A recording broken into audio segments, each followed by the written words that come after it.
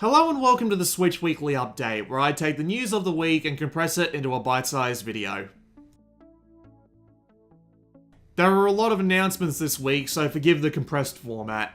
Dragon Quest Builders 2 was announced for Switch, with no solid date just yet. It has new features like slopes, underwater, gliding, and co-op multiplayer.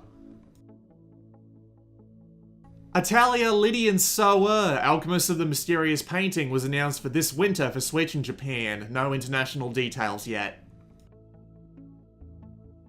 Brawlout, a platform fighter not unlike Smash Brothers, is coming to the Switch later in the year. The game is currently in Steam Early Access and features 4-player fights, ranked modes, replay functionality, and weekly tournaments. Skyride, a 3D action arcade game, is coming to the Switch on the 28th of August in at least Europe. 5 weapons and online leaderboards will be available. Promethium, a scrolling shooter inspired by Commodore 64 games of the same kind, is coming to the Switch. No solid date yet, but the PC version releases next week. Frederick Resurrection of Music, a touchscreen rhythm game previously released on other platforms, is coming to the Switch in the fall. Hollow, a puzzle horror game set on a Jupiter space station, is coming to the Switch in the future. No solid date just yet.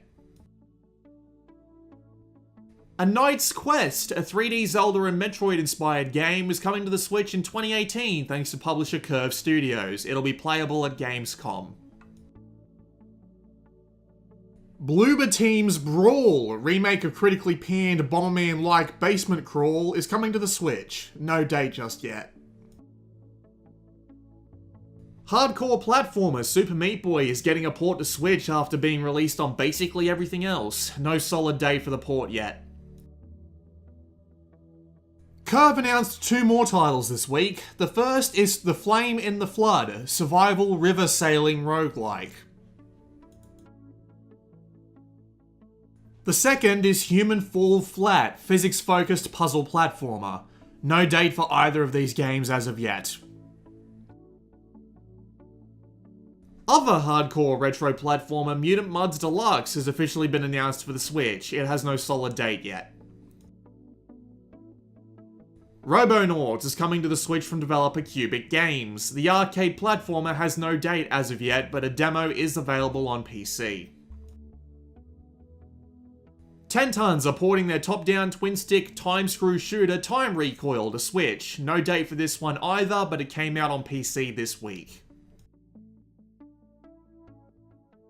The Jackbox Party Pack 4 is coming to the Switch in the fall, along with the other consoles, while the first 2 party packs launch on Switch on the 17th of August.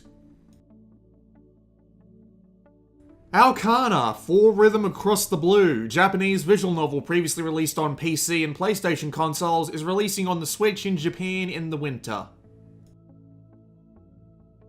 Inversus, the multiplayer monochrome shooter, is coming to the Switch in the fall, with new features such as AI bots and ranked multiplayer. Unepic, a side-scrolling fantasy platformer with a layer of snark, is coming to the Switch soon. No date just yet.